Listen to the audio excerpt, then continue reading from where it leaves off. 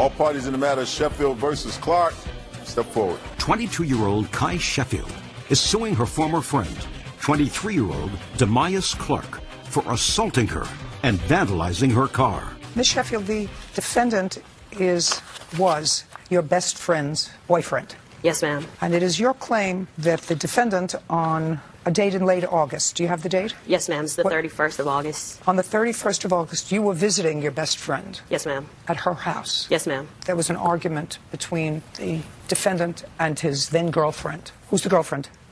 Are you back together? Yes, ma'am. Okay. Stand up. Tell me your last name. Terrell. Ms. Terrell, on August 31st, what were you fighting with him about? He saw a text in my phone from Kai. That he didn't like? No, he didn't like. They were really flirtatious. Okay. And so the two of you were arguing? Mm-hmm. And at some point, Kai got involved. That's you, Ms. Sheffield, is yes, that right? ma'am. Kai got involved in the argument between you and your boyfriend. Did you tell your boyfriend to leave your house? Mm-mm. Don't say. Don't no, ma'am. What did you tell him? Well, I kind of told him to leave, but he didn't have to. Oh, sorry. Either you told him to leave or you didn't tell him to leave. I told him he had to move out. He had to move out. Yeah. You told him he had to leave. We kind of started arguing. Were you arguing physically or just verbally? Verbally. Anybody else there? Kai was. Anybody else? My son. How old is he? He's 4. And who is his father? That would be you. Yeah. Now, at some point, Miss Sheffield says that she got into her car to leave and that Mr. Clark threw something at her car that caused damage to the car. Were you outside when that happened? Mm-mm. No, ma'am. You were inside? Yes, ma'am. Did Mr. Clark go outside after she left? After she walked out the door, yes, did he follow her out the door? The answer is yes. Okay. No, I'm not asking you anything at all yet. Judge Judy continues in a moment. Former friend, Demias Clark, assaulted her and threw a 2x4 at her car. Now, had they been yelling at each other? Yes. What was he yelling at her? He was asking her to leave. But yelling. Did you see what happened outside to Miss Sheffield's car? No, ma'am. Did you see Mr. Clark come back into the house? Yes, ma'am. Did you tell him to leave again? No, ma'am. Did you have a conversation with him? Yes, ma'am. Anyways, so we're trying to work it out. So he did leave? Yeah. On the 31st? He left the house, but he was still living there, like his possessions and still things were there. Then he showed up at a later date in order to collect his things. Has he been back to the house? After August, he came in September to pick up some of his things, and then I haven't really seen him since, we came here. Did you have a discussion with him about what happened with Miss Sheffield's car? Somewhat, not somewhat. Either you have a discussion. Yes, ma'am, we had a discussion. And I want you to tell me what you said to him and what he said to you. Try not to filter it. Try just to tell me exactly what you said to him and what he said to you about Miss Sheffield's car. Well, I really didn't know that, he had did it in particular. So, What did you say to him and what did he say to you? He was more talking about the inappropriateness of the text more than, her car. Well, I want to hear just what he had to say about her car. I have a text from her, Your Honor. Can I see it? What did he do to your car? He got into the car and? And he threw a 2x4 piece of wood and it hit my hood and bounced, which I have pictures of. I'd like to see the car. And I also have a picture of the car before, when I first bought it. Mm-hmm.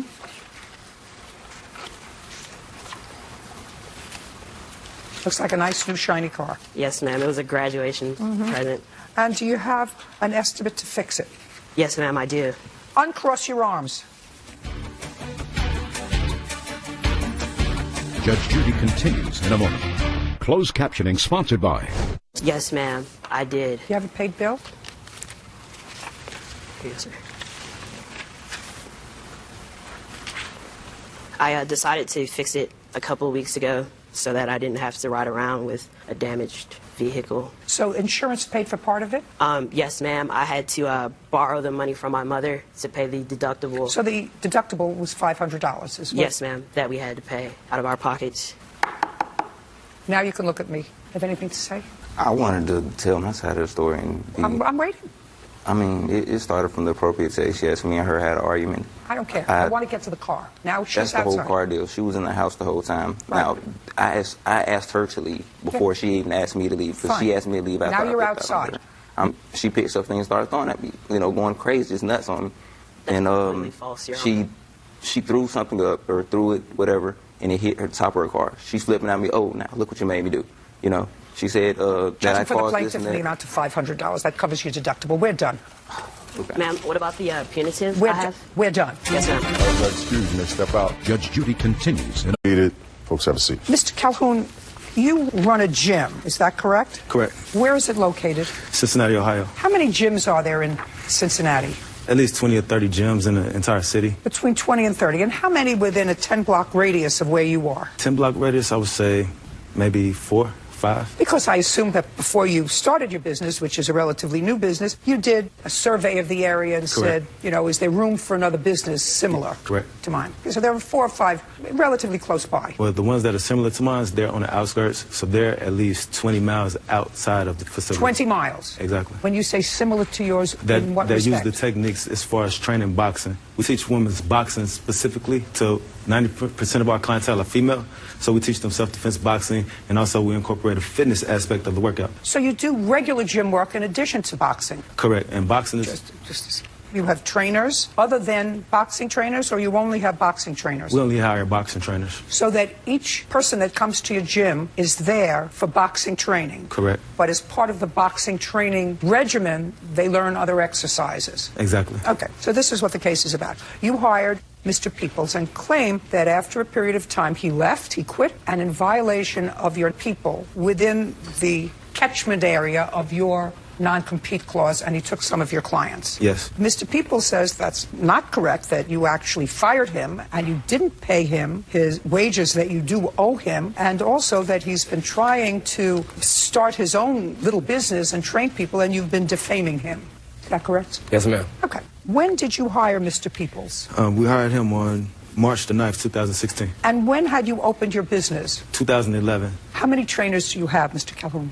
Currently, we have 4. And at the time that you hired Mr. Peoples, how many trainers did you have? We had 2. So you've added 2 trainers? Correct. Are they 2 full-time trainers? Part-time. Do you have 2 full-time trainers? I'm full-time, and then we also have management. Okay. So at the time that you hired the defendant, you had 1 full-time, that was you, and 2 part-time. Correct. And now you have 4. Correct. You have 1 full-time and 3 part-time? Correct. And the full-time is still you? Yes. So between the time that you and Mr. Peoples separated, for whatever reason, by the way, what month was that? The end of May. Okay, so he was working for you for just a couple of months. Correct. So between the end of May and now, your business has increased sufficiently so that you brought a part-time trainer. Correct. Good. So you didn't suffer any loss of business. We suffer lost business. Well, that would be hard based upon what you just told me, that you suffered loss of business. Then you would have to speculate that you would really have more than that, more than just the need for 4 instructors. Well, you only had need for 3 instructors before. Do you understand what I'm saying? Well, I understand. We needed more help at the time, but we were short-staffed when we had the 2 instructors plus myself. Right now, we have what we need to survive. So what you're saying is when you hired him, We were short-staffed. you were short-staffed, and if you...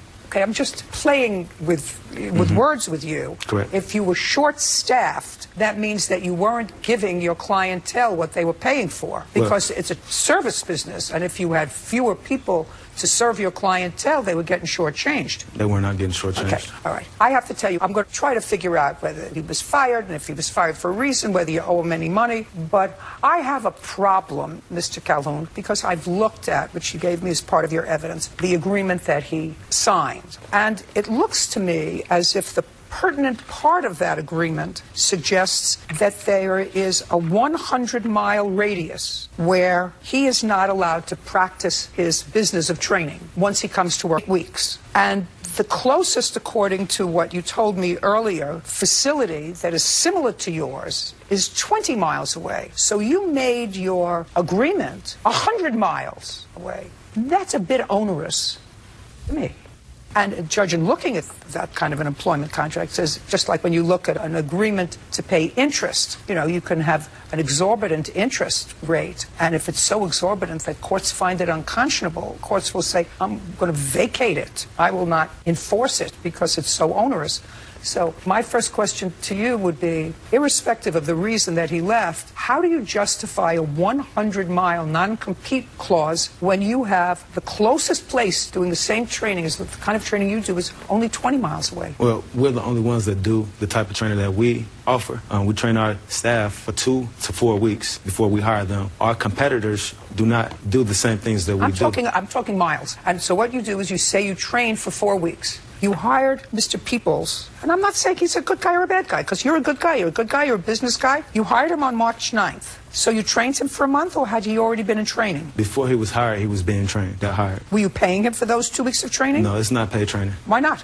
Because we have employees that come in and they don't complete the training, and there's a waste of money for the hours that we put in to train our trainees. So he started to work actually in the end of February. Is that correct, sir? Yes, ma'am. And he worked at the end of February for nothing? Well, he didn't work. He was just with me one-on-one training, learning the business. Great. And then you liked him well enough to start him on March 9th? Correct. Why did you separate from him at the end of May? At the end of May, there were numerous clients' complaints. We have female clients. Okay, just a second. Let's take that slowly. There were clients complaining, which is a little bit of hearsay, but what you're telling me is you were unhappy with his service. Correct. Did you have a conversation with him? Yes. When? I spoke with him 2 weeks after, and I have the probationary papers here, but I spoke with him 2 weeks after he was hired. Okay. So that would have been sometime around March 20th. March 23rd, to be exact. You spoke to him that you weren't happy with his performance in what way? Clients were complaining to me verbally, and I also had a client come to me crying because she felt like her personal space was violated. She sent me a letter and email that I have here. I'd like to see it. Do you acknowledge, Mr. Peoples, that you had this conversation with him? And whether these emails are true or not? You had a conversation about them? Yes, ma'am, yeah. Okay.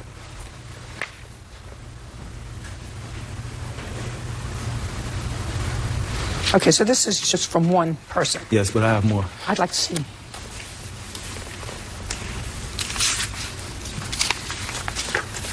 Thank you, Mr. Calhoun.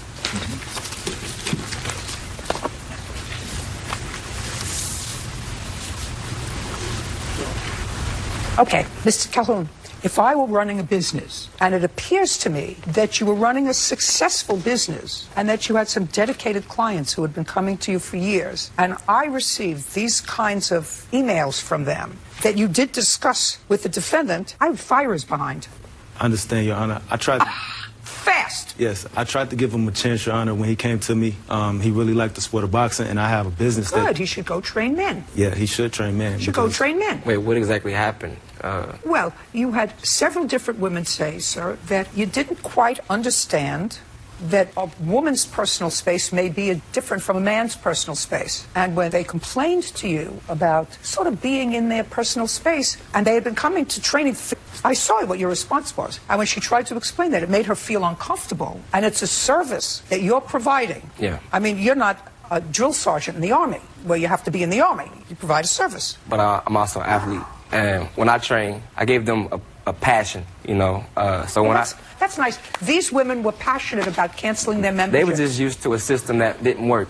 Just a second. Oh, okay. If his system didn't work Yeah. for you, but worked for his clients. I trained her like a few weeks after that too, and it was easy. We talked, we communicate. So Nice. I don't know what the personal space issue was. I was just like, come on, 100 more punches, let's go. Your Honor, she came to me in tears in front of 12 witnesses. Just a second. I would fire him. Did you fire him? I did. I gave him a talk. I put him on probation for 90 days. I gave him a second chance. And then you got more letters. I got more letters. And then what did you do? Then I terminated him. Fine, so you fired him. Yes. On what date did you fire him? He was terminated on May the 27th. Now, on May 27th, did you owe him any money? Yes, we sent the check in the mail, and I have a copy of it. It was returned to us. I also reached out to him to confirm the address. Okay, so you sent him a check in the amount of how much? The amount was $112. Is that what he owed you? Nah. What did he owe you? What he owed you, and if you don't know, say I don't know. I do know. Well, then tell me how much he owed you. He owed you $600. Yes, ma'am. And you have paperwork there to show me how he owes you $600? I have my bank statements and my last check, which was May 3rd. It was $400. Just a second. Your last check, May 3rd, was $400. Mm-hmm. I went to a trip to the Bahamas, like the 10th or something like that. So it was my, 2-week trip. So you didn't work 2 weeks in May? Right. But I received my check for... Just a minute. From the 18th. You got a check on May 3rd, Mr. Peoples, for $400. Is that what your bank statement showed? Yes. And that's for work that you did 2 weeks before. Correct. Great. And then you left for 2 weeks to go for a trip to the Bahamas, so you did not work. It might have been a week, though. It felt like 2 weeks. It was a long trip. $112. He gets $112. Where he gets $600 from, I have absolutely no idea. I don't either. I don't either. Neither does he. Judge Judy boxing gym owner Danny Calhoun Jr. says former employee, trainer Charlando Peoples, violated their non-compete agreement and defamed him. Charlando is countersuing for unpaid wages and... Calhoun, so far, he didn't leave. You fired him. He's entitled to his money, which is part of his counterclaim. The rest of my complaint, Your Honor, there were numerous complaints. He was inappropriate. I have a witness. He inappropriately touched a female on her buttocks. Listen to me, sir. That's why you fired him. You don't get compensated for that. Well, this is what caused, the behavior is what caused other people to cancel the memberships. I was going away to a boxing camp for a week, and during that week time, I received emails where I had to call my witness and say, I'm coming in town because I have to fire Lando. People are canceling memberships left and right. Fine. Mr. Calhoun, listen to me carefully. Yes. Sir. I think you're a very nice man and a good businessman, and I think that you were very fair with him. Your business is better now than when you hired him. We know that because you have more people working for you as trainers than you did when you hired him. So you didn't suffer a loss of business. The only thing that I have an issue with is whether or not I should impose any sort of a non-compete, whether I should substitute my own judgment for your 100-mile radius non-compete or just say I'm not going to enforce it at all because it's too onerous. So let me ask you this question, Mr. Peoples. Where are you working now? Right now, I am a mental health specialist at St. Joseph Orphanage. So you're not training? I am. At the orphanage? No. Well, I'm starting to. I'm starting a program, pretty much troubled teens that I deal with a lot. I got it. Okay. Is that a full-time job? Yes, ma'am. And how much do you earn at that full-time job? Like 12 something. But it's a full-time job and a nice career. Yes, it's something I'm very passionate about. I grew up in the same system, so. Good for you. Mm-hmm. There's a path to something there. Yeah. Great. Do you train anyone? Yes, I've trained 2 students from there. I can't disclose their names, but I also trained one of my managers as well from there. Okay. Now, the 2 students that you train from there, yeah. Do you train them at their house? No, I train them at my boxing gym. I train that personally. And how much do you charge them an hour? None. Everything's non-profit. So, I just want to give the kids an opportunity to change their life. And I'm talking about the people from his gym. Oh, I thought you were talking about the kids. No, so the people from his gym, I have my witness here. Do you train any of the people that you met at his gym? Yes, 2. Lindsay Smalls and another client. Judge Judy continues. Boxing gym owner Danny Calhoun Jr. claims former employee, trainer Charlando Peoples, violated their non-compete agreement and defamed him. Ms. Smalls, could you tell me how long you were a member of Mr. Calhoun's gym? Since January of 2016. So a relatively short period of time. And can you tell me why you left the gym and elected to follow Mr. Peoples? I left because I felt that the amount of money that I was paying, the trainers that were coming in, like Mr. Calhoun said, they were short-staffed. I wanted to do personal training. There wasn't anybody there that I felt was able to do that with me that I felt would help me reach my goals. So I reached out to Mr. Peoples to see if we could train. And when did you start to train with him? About the second week of June. Did you have a membership with Mr. Calhoun? Yes. What did you do with that membership? I had it still. I paid for June and July. In August, I reached out asking to cancel it. And so I have not paid the cancellation fee, but I will be canceling the membership. And what's the cancellation fee? My balance left was $600, so I have to pay half of it, so $300. And you haven't been using the service? Correct. And all in all, he worked for you for 8 weeks? Yes, 8 weeks. Well, Mr. Calhoun, the only other part that I'm going to hear of in your complaint is the defamation part, and I would like to see evidence of that. I have it all here, Your Honor. And other than your witness, you train one other person from his gym, is Yes. that correct? Okay. I have her letter right here. She wasn't able to come. No, I don't read letters. Okay. Peoples, I'm going to tell you, you have to stop writing this stuff that you were writing about your former employer. Okay. Do you understand? Because I'm going to find that the 100-mile radius non-compete clause, considering that you worked for him for 8 weeks, was so overbearing as to be non-enforceable. I'm going to find that. And I'm going to give you your $112. That's what you deserve. I'm dismissing your counterclaim other than that. Your counterclaim was for harassment. I'm giving you a gift. a gift because you have a job, you have a full-time job, and in addition to that, you're trying to make additional money, which is, to me, a good thing, and you're not going to destroy his business because he has a business that's been going on now for 5 years successfully. He has people that like the way he trains. I assume that he will continue to move on. He has a facility, and I would assume that if you hired more people, it means your business is better. But I want you to stop writing about him. Okay. It's childish. Do you understand? Don't work off him. Work on your own reputation, Mr. Peoples. If you are a trainer that can attract somebody to come train with you, say, I prefer the way he trains, I'm not intimidated by the way he trains, good for you. You don't have to disparage anybody else. Judgment on the counterclaim for $112, and the admonition is, sir, that the next time you write anything disparaging, Mr. Calhoun's going to come back to me. Okay. And then I'm not going to be so kind to you. Do you understand? Yes, ma'am. Lee, step forward. Richard Espin is suing his friend's ex-husband, Robert Lee, for the return or value of farm equipment. It is your claim that the defendant has certain property that was purchased by your father. That is correct. From Mr. Lee's then-wife, certain farm equipment. Correct. Mr. and Mrs. Lee are now divorced. Is that correct? Yes, Your Honor. And when your father passed away, you inherited the responsibility of going through all of his things. And I assume you have proof to show me that your father made an agreement with Mrs. Lee to purchase 2 pieces of a truck and a baler or something. It was a trailer and a round bale hauler, and the proof that I have is witness testimony and a receipt. A receipt from whom? My witness, Mrs. Lee. Okay, who is that? You? Okay. Mrs. Lee, could you tell me when you sold Mr. Espin's father this property? We made the agreement November of 2012. Okay. Tell me the circumstances of the agreement. What were you selling him and for what price? His father had wanted a cattle trailer and a round bale buggy, and I agreed to go ahead and sell it. Were you neighbors? No, we were really good friends. He had poor health, and I'm a home health registered nurse. Also, Your Honor, we live in a small community. Okay. And this property that you sold to him was on the property where you lived with your husband? Yes, at that time. And how much did you sell the property for? A total of $1,400. Did you receive the money from him? I received partial payment. That's in 2012. 2013 is when he came and picked up the cattle trailer is when he made a payment. Just a second. You picked up the cattle trailer in what month and year? It was around May 2013 after the land had dried up because it was real rainy and you couldn't get back there. He picked up the trailer in May of 2013. Yes, ma'am. And how much money did he give you? $200. And how much was this buggy? The cattle trailer for $900 and the buggy was $500. So he only gave you $200. Why? Well, he was a disabled vet, and we was really good friends, and... Whatever. He picked up the trailer, and in exchange for the trailer, he gave you $200. For initial payment. You have that in a contract? It was all verbal. Well, that's a problem. That's a problem.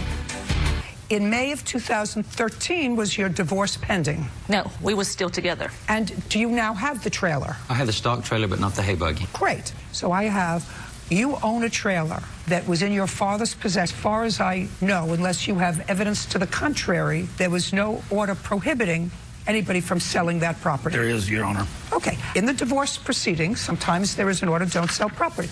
What's the date of that order? December 16th is when it was, November 2014 is when it was, we went to court. This was sold before. No, ma'am. You say no, ma'am. Just a minute. We split in 2012 of July. I don't care. That's not relevant. Right. I was on the pipeline, and May 2nd of 2015 is when it was reported stolen, when I noticed that it was stolen. Just a second. There's no place Just a report. second. It's not stolen. Let me put the trailer to rest. The trailer belonged to his father at the time of his death. He had paid $200 for it, period. Sold. You're not getting the trailer back. That's gone. Now, the only thing that we have to discuss is this hay buggy. The hay buggy is on your farm? Yes, ma'am. Did you pay any money for it? Yes, I did. To whom? I paid it to my witness, Miss Lee. Great. In what month and year? That was in May of 2015 is when I solidified the debt that my father owed. Very, very good. Then you sue her for the money back because he's keeping his hay buggy. Do you understand? Yes, ma'am. The trailer is yours. He's not giving you any property. If you paid her any money, I suggest you sue her for it. Do we understand each other? Yes, ma'am. Perfect. We're done. Thank you. Your Honor, can you look at my evidence? Listen to me very carefully, sir. The trailer belonged to his father. You're not getting it back. The hay buggy is on your property where you live. It's yours. If he paid money for a hay buggy that his father doesn't have because he solidified the debt 3 years later, then let him sue the person who he gave the money to because she can't deliver the property. Do you understand? Yes, ma'am. We're done. Where? See, please. Miss Clifton. Yes. How are you related to this case? I'm his roommate. I was using his truck while we had it and it broke down, and I put the money in to repair it. Sit down. Okay. This whole case is about you. Okay.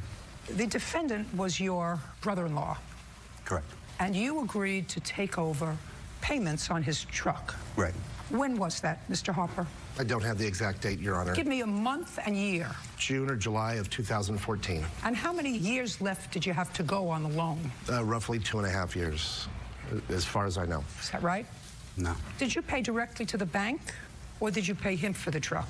I paid it to the truck, or to the Loan truck company? Yeah. And your first payment was when? June of 2014? I did it on June, the beginning of June, and that's when I first paid out. Okay. The first June payment. of 2014. And when did you make your last payment? I paid it off at the end of like May 1st, May 2nd, somewhere around Of this there. year? Yes. When had you bought the truck, Mr. Harper? What year? What year? I believe it was 2013. What month in 2013, Mr. Harper?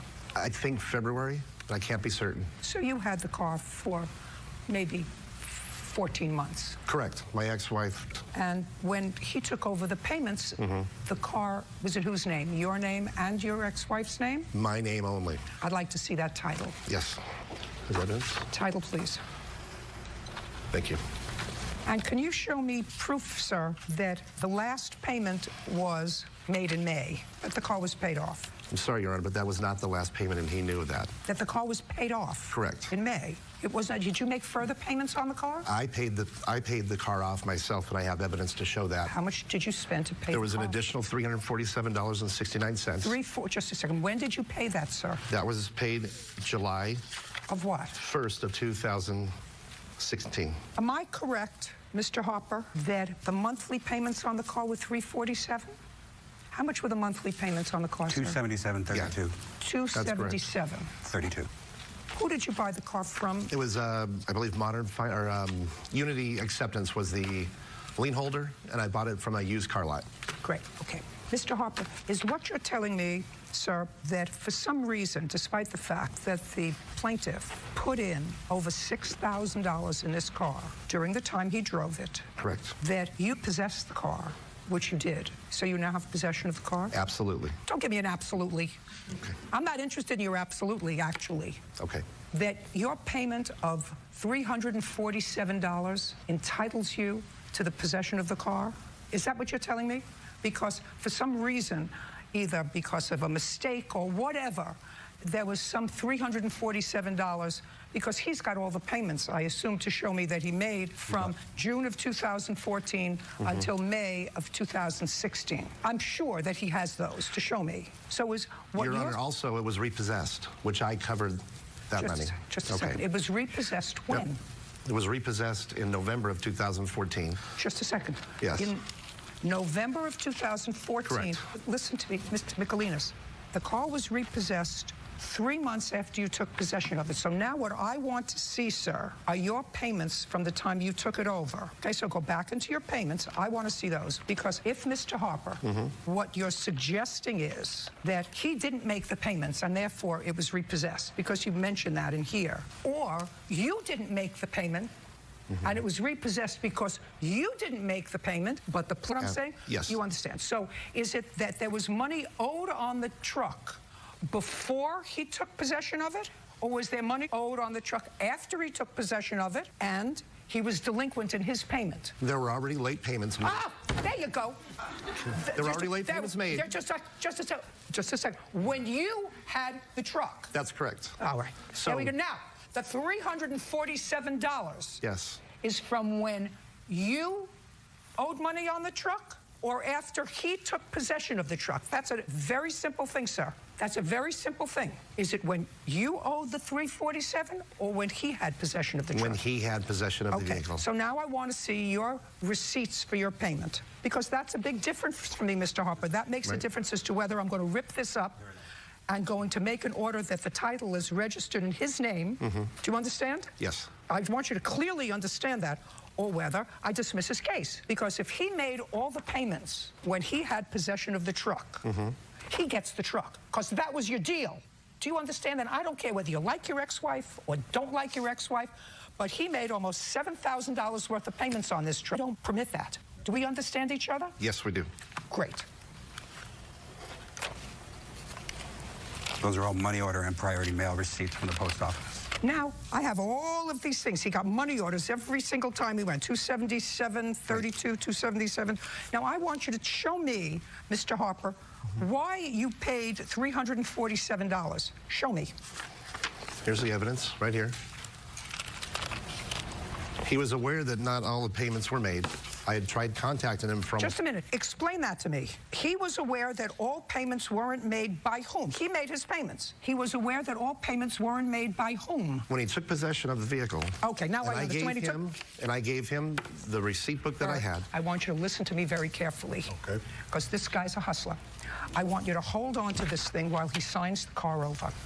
If he doesn't sign it over, I'm taking it back. Okay. And then I'm going to issue an order, because they both agreed to that. And the order is going to return the car to him, along with reissuing him a title. And, sir, I want you to understand this also. Where do you come from? I come from here in California. You come from here from California. Yeah. And you haven't received any fees yet? Any money for a period? No. You're going to lose the car. Okay. And you're going to lose the car. Because what you did was hustle him, and it wasn't right.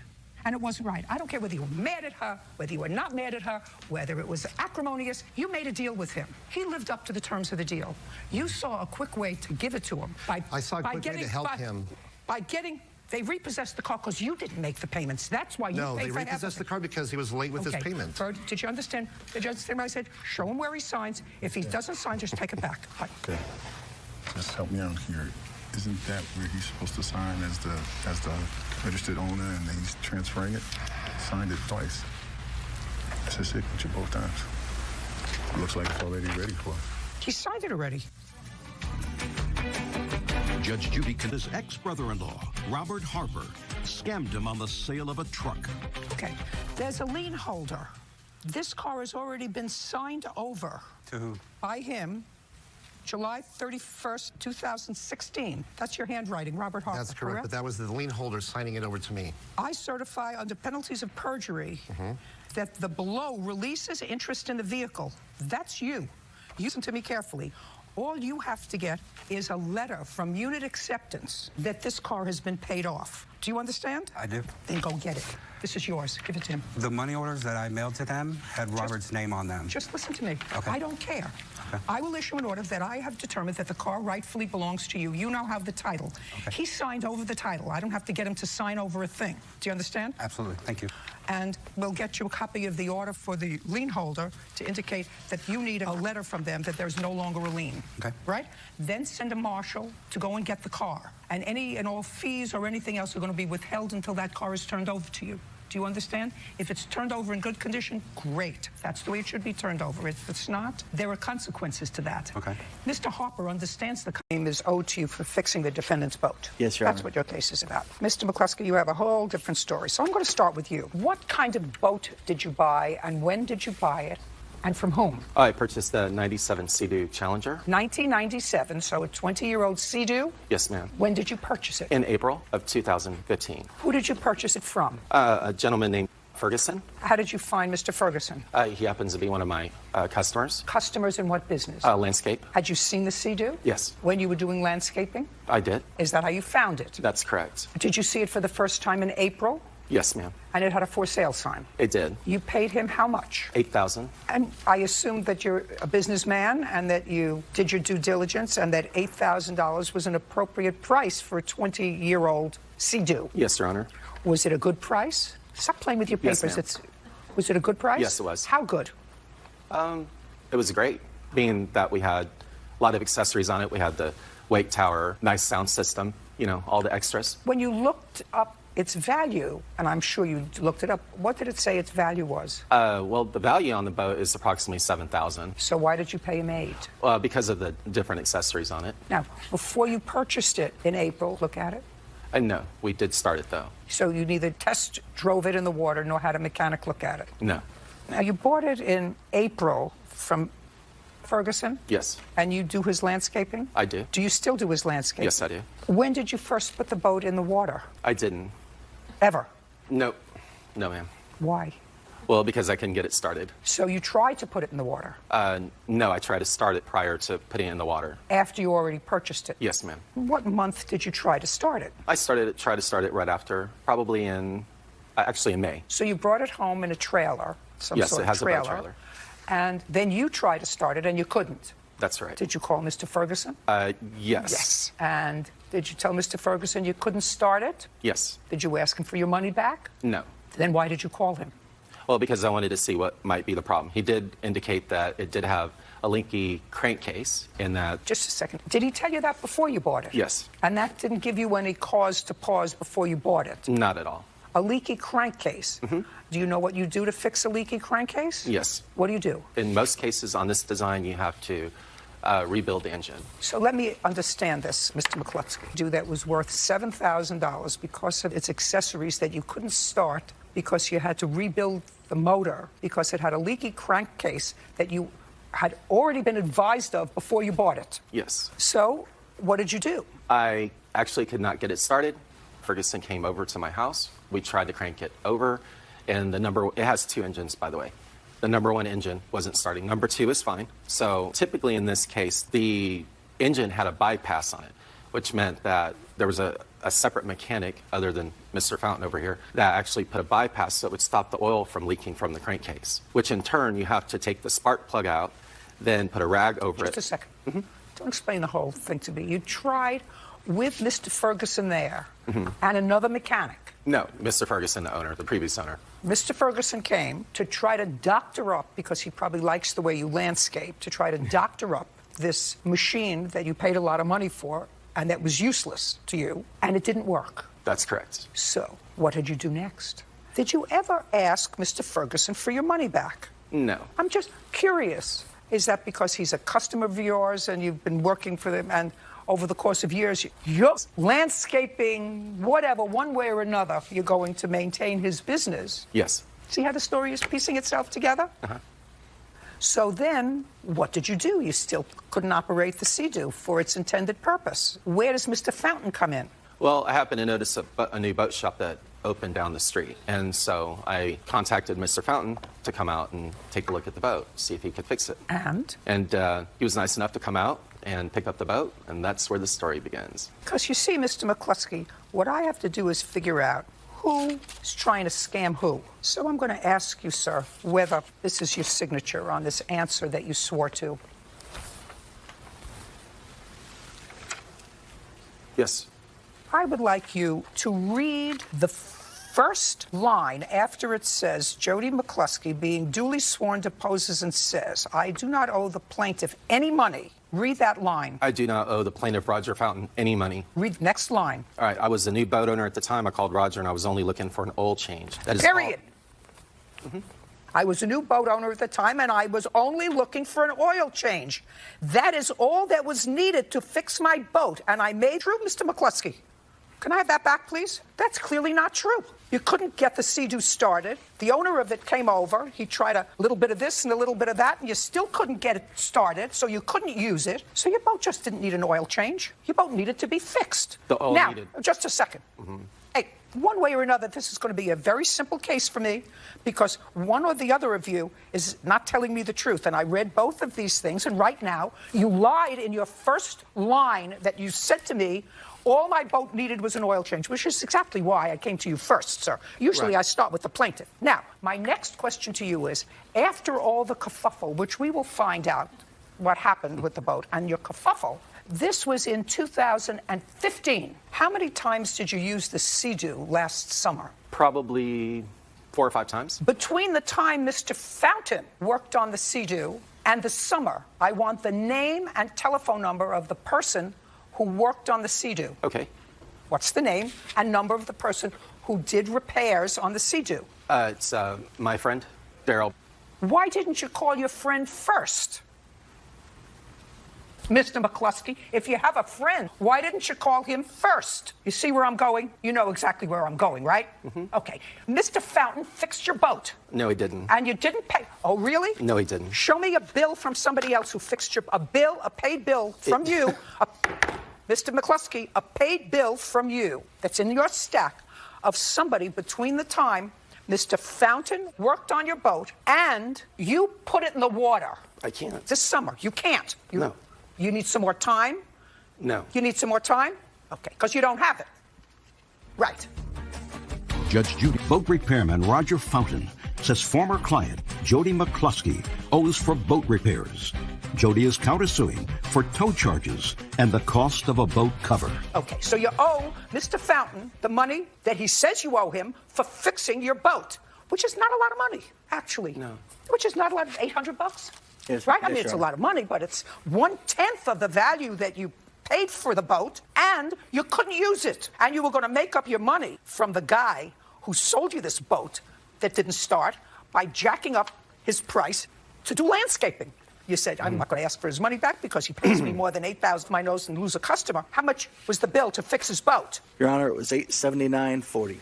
Now, what I gather happened, Mr. Fountain, is you made arrangements for him to come and pick up the boat. The boat was fixed. Yes, Your Honor. Came to pick it up, and there was a kerfuffle because as he was following you, according to him, the boat cover was flapping, and he was following you, and he pulled you over. He said, my boat cover is ripped. One way or another, the police became involved because you said, I'm not giving him his boat until he pays me. Correct. And he said, I'm not paying you.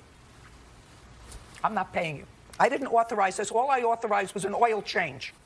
Baloney. No, ma'am. Oh, it's absolute baloney. You bought a non-functioning Sea-Doo to him. I knew exactly what was wrong. I knew exactly what was wrong with the boat. Because somebody snookered you, and then you tell me that you have a friend who fixed it, but no bill from your friend who fixed it. Yeah, you owe him $879. Seated. Mr. Taylor, you were selling a Rottweiler. That's correct. Rottweiler that was 18 months old, a year and a half old. A Rottweiler for which you had no papers. Correct. Who did you buy the dog from? I bought the dog from one of my wife's classmates. And he had no papers for that dog because the one or both of the parents didn't have papers, were not registered with the American Kennel Club. That's correct. Okay, so you have actually no idea whether they're purebred Rottweilers or not because there are no papers to prove that. Correct. Good. So did you buy the dog as a puppy? Yes. Why were you selling it? I was selling Ebony because... Don't look over there. Okay. Why were you selling... You bought the dog as a puppy. Yes. By the way, how much did you or your wife pay for the dog? We paid $400 for Ebony. Is that your only dog? Yes. Now tell me why you were selling it. We're selling Ebony because she had become disobedient toward my wife. A little aggressive. Yes. So you were selling an aggressive dog. I'm just following this, Mr. Taylor. There's a reason for this. So you were selling a dog for which you paid $400 as a puppy. And as we all know, puppies are a more valuable commodity than adult dogs because people want puppies so that they can train them themselves. It's a sort of a natural thing, especially if you're going to buy a puppy, a dog, rather than rescue later. You're selling a dog that you paid $400 for that has become aggressive, and you're selling the dog, and you wanted, according to you, $800 for the dog. So twice as much as what you paid for it. Now, it's been devalued as a result of two things. Its age and the fact that it has become so aggressive towards your wife. Because most of the time, if you have a puppy, even if it becomes a little bit testy, you say, oh, but it's my testy and I love it. A big Rottweiler, once it becomes testy, you don't want to have it around anymore. So you were selling this dog and you wanted twice as much money. The defendant comes to you and says, you know what? I like the dog. I breed dogs. I'll give you $300 for the dog. That's what he offered you for the dog. According to you, you said, I'm not going to take that. And then, according to you, you say he said to you, well, I'll give you $300 and I'll give you 2 puppies from a litter and the pick of litter from the first litter that they have because I'm going to breed Ebony, your dog, with my Rottweiler. And that's what this case is about. You're suing him for $1,600 for a dog that you paid $400 for that was aggressive.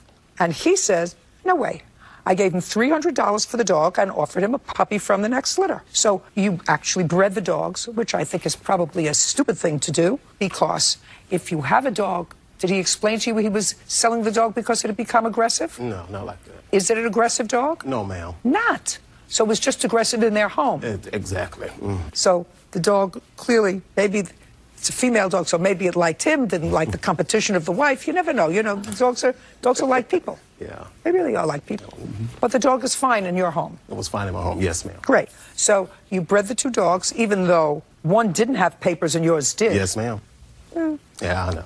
Because then you have to sell those puppies without papers. Right. By the way, why would you do that? Well, it's a hobby of mine. Okay, so how much did you sell the 7 puppy or whatever number of puppies that you actually sold? How much did you sell them Well, for? y'all know what happened was I didn't even get a chance to sell them because during the time of all this with Mr. Taylor, my mother had cancer and she took sick, so I had to alleviate anything that was, you know, at the time that was in the way of that. So what I did was I did sell my full-blooded Rottweiler for only $200. And because, like I said, they're older. And I gave away, the guy that bought him, he lived in Waco. I sold it on Craigslist.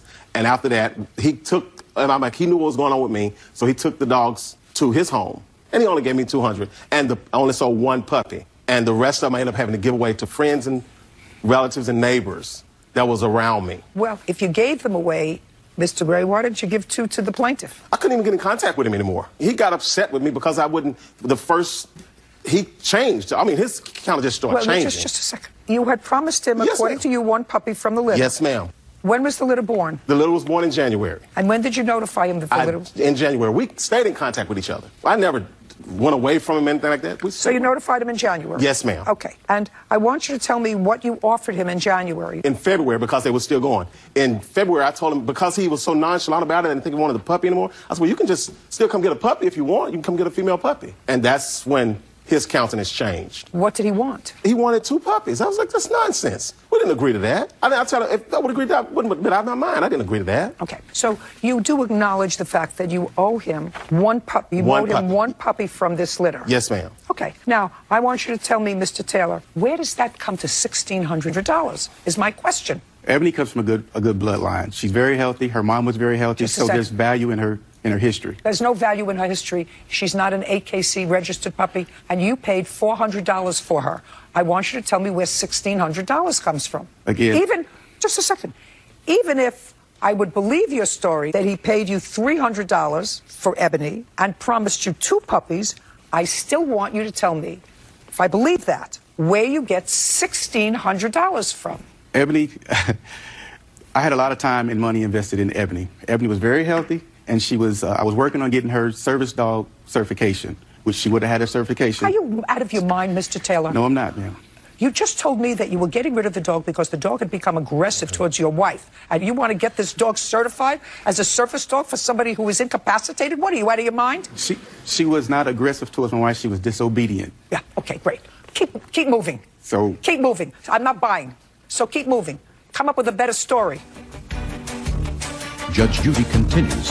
Philip Taylor says Dwayne Gray owes for the value of 2 Rottweiler puppies. Now, where do you get $1,600? Okay. You paid $400 for your dog. Yes. That you subsequently sold for $300. That's a difference of $100. That's my rudimentary math, right? Yes, ma'am. So your dog was devalued. As far as I'm concerned, that was a dog that you put in an ad and say, I'm looking for a good home for my 18-month-old Rottweiler. Instead, you got $300 for the dog. But Mr. Gray says he did, in fact, promise you a puppy. $300 and 1 puppy. So you paid $400 for your puppy, and that's what you... All parties in the matter of Montawine versus Flores. Step forward. Edward Montawine is suing his former friend, Patricia Flores, for stealing his work tools and loss of income. Mr. Montawine, when did you go to live in the defendant's house? That was in April of this year? Yes. Were you homeless at the time? Yes. And you knew her from the mobile park home where she lived? Yes. She said you could come and live in her home, or stay in her home. You were going to be doing some work for her. Yes. In the mobile home? Yes. She also has a shed, and you moved some things into her shed. Correct. She didn't charge you any rent. No. She let you move in April. Where did you sleep? I slept on the front floor. When exactly did you move in April? I moved in between the 1st and the 3rd. Immediately prior to that, where was your last home? My last home would be at Space in that mobile home park. What happened to that home? I finished with it. What do you mean you finished with it? I lived in a mobile home. I finished it, moved on to the next one. Finished it, moved on to the next one. So what you do is you go in and do work in the house? Yeah, the houses are empty when I move in. Who pays you to do the work? My boss. But you and their boss had a falling out? Yes. What was that about? Money. That he said you took from him or that he owed you? Well, he owed me. Did he ever give you the money? No. Then the first line of your complaint says, in April of this year, I was sent to Patricia's home by my former employer to do some work. That's how I met Patricia. In April, you were sent by this boss that you had had a fight with, who fired you, to her house? I must have the dates mixed up. I'm sorry about that. That's what it says. When I met Patricia, came over to fix either, it might have been the steps or the loose banister or whatever was her concern at the time. And I'd go over there, and that's what I did. I fixed it, and I left. Okay, and she had a few Then you had a fight with your boss? Yes. So after you had done some initial work for her? Yes, ma'am. Time passed, yes. And then you went back. Is that correct? Did he do some initial work for you at some point prior to April of this year? Yes. What kind of work did he do? He came and looked at my swamp cooler, but it never got fixed. He did fix a belt on it, but he didn't fix the motor and the pads. The back door he didn't finish fixing. He didn't finish fixing the plumbing under the sink in the bathroom. He duct taped it. When was this? In what month? I moved there February 14th of this year. So since February 14th till the end of April, when he came into my home, there was odds and ends of things that had to be fixed. So he was in and out of your home. Why don't you tell me why you let him? He was sleeping in a shed by his daughter's house, and it was like just enough room for a blanket and a pillow. And so I said he could store his stuff. Wasn't using my storage, and I have a fenced-in yard, a small gate. And so I let him use that to keep his stuff in there or whatever. He did sleep in there, because when I wasn't home, I don't let anybody in my house, but I found later they were.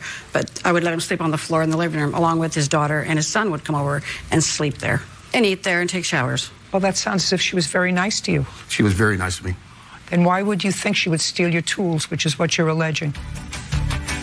Judge Edward Montewan says former friend Patricia Flores stole his work tools, causing him to lose work. Okay, just asking you a question, sir. It sounds as if she was very nice to you. Yes, she was.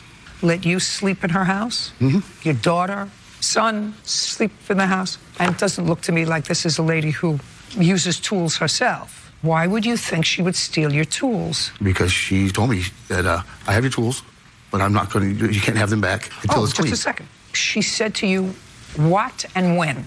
She said, your tools are safe. There's nothing missing. Your tools are safe. And when did she say that to you? That would be about the 15th or 16th of last month. Nothing missing, because you must have had a falling out. Do you remember that conversation? We didn't have a falling out. He left the house and never came and told me he was leaving or anything. His daughter came and took the stuff, all his property off of there. Which daughter? I have not talked to him. He's not been around. Which daughter? Audrey, the one that's got her hand That raised. one? Yes. So you never had a conversation with him? No. Saying to him, I have your tools, No, they're he safe. sent Billy in the house. Who's Billy? His ex-boss. Are you back working for him? No. I have a legally blind daughter that I go over there and I'll fix her whatever she needs fixed periodically. Her next door neighbor needed a carpenter done, and I needed some specialty tools for it, so I sent my daughter Audrey over there to get them. And when she went over there, all my stuff was scattered out of her shed, scattered around her yard. All my possessions I had in there, except for my tools. And I had my daughter Audrey. What tools are we talking about? All my tools I've acquired over 15 years, Your Honor. I'm asking you what specific tools. Makita impact drill, Makita skill saw, all my tools, ratchets, toolbox. You know where any of his tools are? They're in a big blue trash can. Audrey came over with a hand truck, a dolly, a white one, and put that on there and walked it up the street to the other park. She got everything out there. Other than what his daughter took, do you know? They took. I have no, I don't. No. So the answer is? No. You don't? Nope. Judge Judy continues in a moment. Now, you can stand up. On what date did you go over to the shed? The 29th. Of what month? It was May 29th. I went over there to get my dad's tools because he needed certain tools to work on the car. And what did you go over there with? I went over there with a dolly. And did you put the tools in the dolly? Whatever tools that were left there, which was tools that basically... Did you take photographs of the tools that you took? No. If you got home, your father must have said to you, these aren't all my tools. I had called him, and I told him, I said... Called him on your what? On my cell phone. What kind of cell phone do you have? Get that. And did you take a picture of the tools? No. You have anything else? You have anything else? No, ma'am. Let me tell you something. I don't understand why somebody who was nothing but nice to you for no reason, nice to you, according to her, and nice to you. She offered me her half of the bed, her bed, and I refused it. Goodbye. I'm finished. I said you're watching I'm finished. TV. I'm finished. Can with you all of give him his We're tools? done. Give him whatever you have. Bird will give it to him. Officer Bird, you have very good. We're done. All parties in the matter of Nguyen versus Russell. Step forward. Flooring contractor Nan Nguyen is suing his former client, Terry Russell, for unpaid labor and materials. You did some work for the defendant, staining her floors. Yes, I did. And she didn't pay you when you were finished with the job. Correct, yes. That's what you're suing her for, your Yes. compensation. And the balance of what she owes you is, how much was the whole job? The whole job was $9,080. And how many rooms did you do? How many floors? We did an existing floor, 450 square feet of the existing floor for her, and I put in a new kitchen floor for her. And how much did she pay you?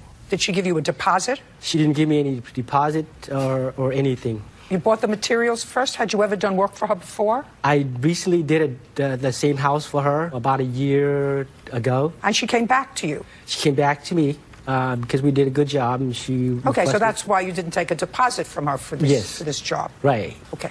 Who do you live with in this house? Myself and my 4 dogs and a cat. You have a son? Yes, I do. How old is he? He is 54. Where does he live? He lives in South Sacramento. And where do you live? I live in Rockland, California. How far away is that?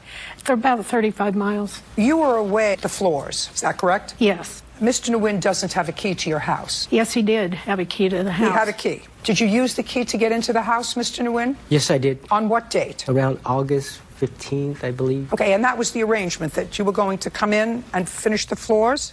Was that the arrangement that you made with Miss Russell? Yes, we had a talk of a roughly date that she was going to be out of town for me to come by and complete the floor. So she was going to be away from what days to what days? Do you recall? I'm not sure exactly the date. Well, I want you to get to know exactly the date. That's why you're here. It's your business. This is a Right. business that you have. Because bottom line, she says that you did do the floors, but you didn't contain the cat. Her cat. Her cat was out. Her cat got out and damaged all the floors that you did by leaving paw prints all over, which meant that once it dried, the floors would have to be stripped down again and redone. So that's why we're here. She has a ridiculous counterclaim, which is because of your negligence, the cat got out and ruined her couch. Judge contractor Nan Nguyen says former client Terry Russell owes for work he completed on her home. Terry is countersuing for a damaged couch and poor workmanship. Mr. Nguyen. Yes. She has 4 dogs and a cat. She clearly took care of the dogs, but there was a cat that was left home to fend for itself, which somebody had to take care of so that the cat wouldn't step all over everything. Do you understand? That's right, yeah. Okay. And she told you about that? She never told me about that. She told me that she was going to be out on those days. And that she What would be, days? I believe was the 23rd that she was going to be out of town. We were that there would be a good time for me to come by and finish the floor. Is that the date that you came in? Yes, On the 23rd? I believe so. Do you remember what day he came in, Miss Russell? August 16th. Were you out of town? Yes, I was. Okay, so maybe he has the dates wrong. Who was taking care of your dogs? My son was staying there taking care of the animals. And how long had your son been staying there? For about 3 weeks. Did you contact her son? When I got there, her son was there. The entranceway to... So he was there when... Yes. So you used your key. Yes. Opened it up. Son was there. Were the dogs there? Yes. Interesting. Did you have a discussion with him? Yes, I did. Did you tell him what you were going to be doing?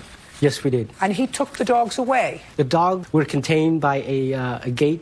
They were there. It was there already. It was in the main living room. So there. the dogs were already contained? Yes.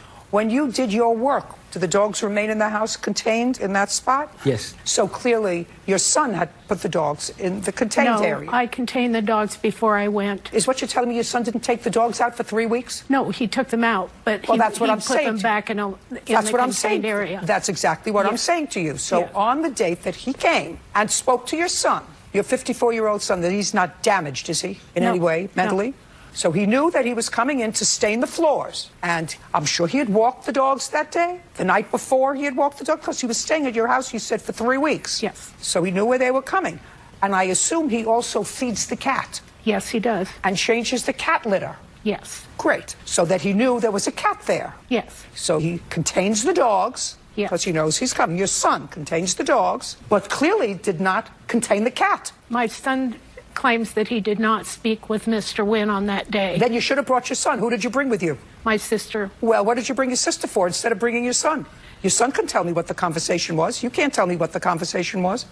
The objective data is your 54-year-old son, saw this man come in. He contained the dogs because he had to, at some point, have taken them out and put them back and realized that he had to keep them contained because he was coming to stain the floors. But he didn't think to contain the cat. Where do you keep the cat litter? In the laundry room. Good. Does the laundry room have a door? Yes, it does. Then you put the cat in the laundry room with the cat litter, water, food, period. That's what he knows that because he's been taking care of them for 3 weeks.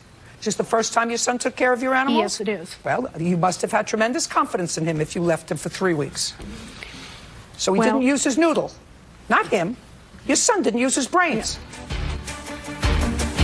Judge Judy continues in a moment. Was not informed of what Mr. Wynn was going to do. I spoke with him on August 10th when he was at the house working on the floor. So I told him at that time, I said, remember I told you I'm going on vacation and I'm leaving next Saturday for the cabin, so you need to keep me in the loop of what you're going to do. If I had known he was going to stain the floors, I believe it was my responsibility to board the cat, which I would have done. And he didn't keep me informed of what was going on or when things were going to happen. Listen, you gave him access to your house so clearly. You look like a lady who likes to be in charge. If he was doing a shoddy job, you wouldn't have given him access to your house and a key to your house. That's how much you trusted him. You also gave your son the authority to do whatever was necessary in your home because you left him alone there for 3 weeks with your animals to take care of 4 dogs and 1 cat. And a 54-year-old man, when he comes in and says, I'm going to finish the floors, he contains the dogs, and then he takes the cat and he puts the cat in the laundry room